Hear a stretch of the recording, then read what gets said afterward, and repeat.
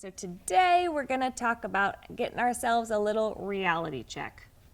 Okay, so hang with me. It's going to be okay.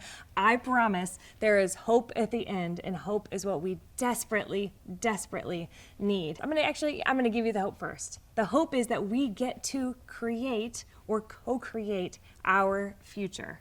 So no matter what your present circumstance looks like, there is a way forward and a way out, and probably, if I know anything about God, and I do, a beautiful, beautiful ending to your story that you cannot even picture yet, because that's how amazingly gracious and good God is. Okay, so we can co-create this beautiful future, but it starts with accepting our current realities. And that's why self-medication that we talked about before is so dangerous, is because it blurs our current realities and we're not really sure how to move forward because we don't really know where we're at. And that's a tough spot to be in. And so that's what we're going to get to today. It's also important to strike this balance between your head and your heart. You can't stay just in the emotions of everything. And listen, I'm speaking exactly to myself because I live in emotion land, okay? You can't just stay in the emotions of grief, of pain, of all of the swirling,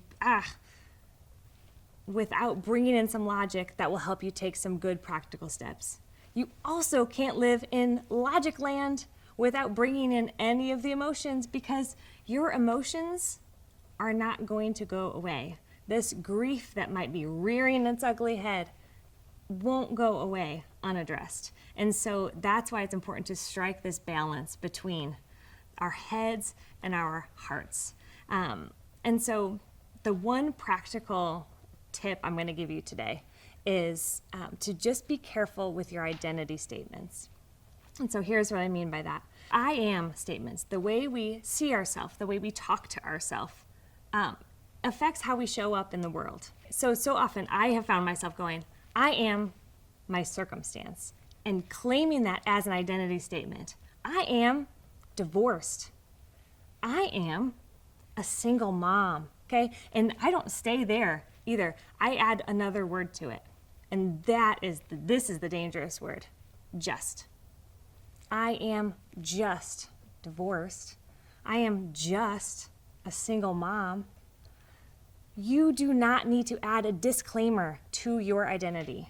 You do not need to add a disclaimer to your life. You are not just anything. You are amazing. You are amazing. And you were created on purpose and for this beautiful, exquisite purpose that only you can do in this whole world, which is so exciting and so awesome to think about if you can let yourself dream a little bit.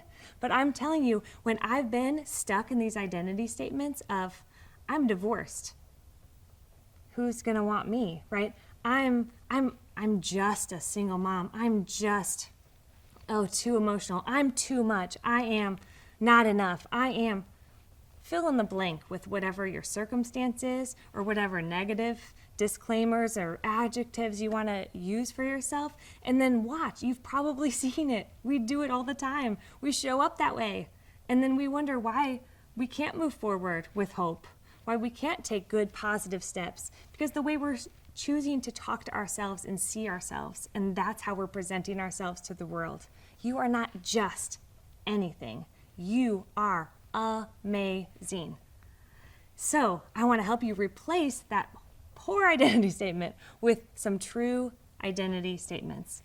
So I am who you actually are. And you could start super basic. I am Lisa, right? That's not natural to say, but start with your name. And if you want, look up your name. Look up what your name means on the internet, a quick Google search. Guess what? Like, I am Lisa. You know what Lisa means? I am consecrated. I'm devoted to God already. That's a huge lift from I am just a single mom, right? I am devoted to God. Okay, what's next? I'm a daughter. I'm a sister. I'm a friend. I'm a coworker. I am fill in the blank with all these roles that you fill. That's a good start too. But I want you to add another layer. I want you to go to the Bible, and I want you to start reading about how amazing and incredible that God thinks you are. what God says about you. Those are the layers of the identity statements that I want you to start trying to say. And you might not believe it. You might not believe any of it, whether or not you're a believer in God or not. You might have a really hard time believing that you're chosen. I get it. From being rejected over and over, yeah, I have a really hard time believing I'm chosen. But guess what? I am. I'm chosen. What if I showed up that way in all of my interactions? What if you showed up worthy? What if you showed up already loved? Like, those are the identity statements. I want you to stand and look at the mirror and go, I am, and boldly proclaim who you actually are over not only yourself, but your day and your relationships and the way that you just show up, this presence that you carry with you, even in the middle of grief.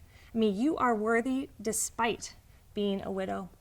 You're worthy and loved despite being a single mother or divorced or an empty nester or I've never found my life's passion and now I'm retired and maybe it's too late. You're worthy and loved no matter what. Those are the identity statements that I really want you to do the work to find and then cling to and start repeating them over and over again until you actually believe it. And so what I have for you is these affirmation cards that I want you to download and print from our website. Just print them out, cut them out, write in your adjectives, write in your nouns, and post them anywhere you feel like you need to. Like in your bathroom mirror, great. And so next time you're feeling uncomfortable or nervous or, oh man, this is heavy, it's where you need it to be to look at it, to remind yourself of a healthy I am statement.